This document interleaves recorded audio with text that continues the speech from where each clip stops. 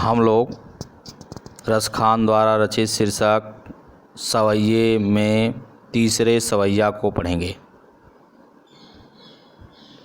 धूरि भरे अति शोभित श्यामजू, तैसी बनी सिर सुंदर चोटी।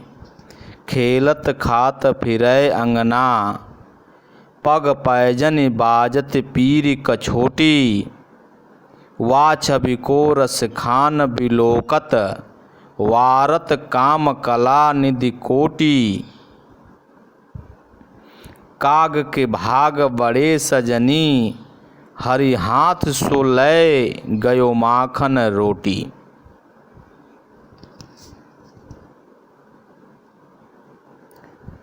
इस पद्यांश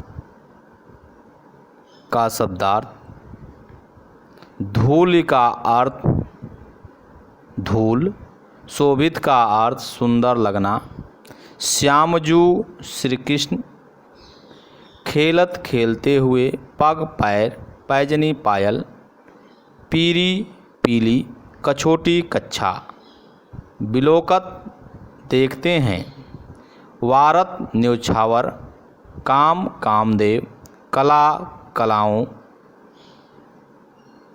निज अपनी, काग कौवा, भाग भाग्य, सजनी सखी।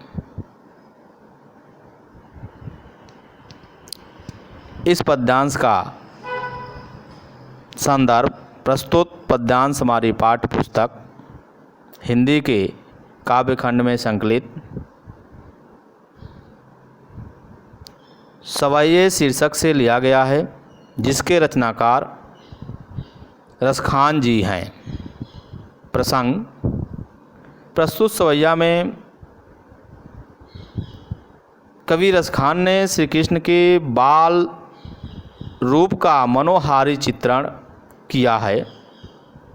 श्री कृष्ण के सौंदर्य को देखकर एक गोपी अपनी सखी से उनके सौंदर्य का वर्णन करती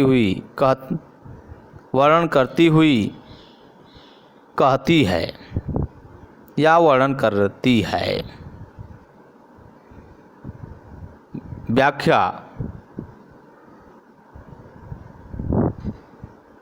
धूरि भरे अति शोभित श्यामजू, तैसी बनी सिर सुंदर चोटी। कवि रसखान कहते हैं कि एक सखी दूसरे सखी से कहती है कि हे सखी, श्याम वर्ण के श्री कृष्ण धूल से भरे हुए अत्यंत सुशोभित व आकर्षक लग रहे हैं।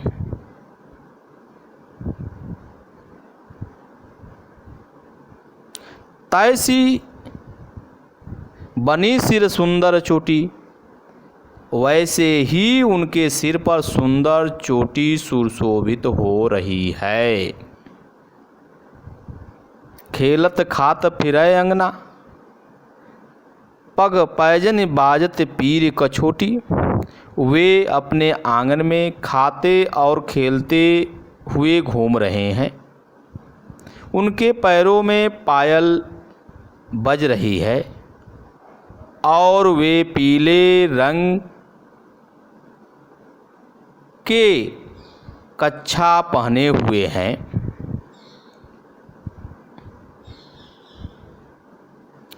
वा छवि को रसखान बिलोकत, वारत काम कला निज कोटि। ये निधि लिखा है, निज है।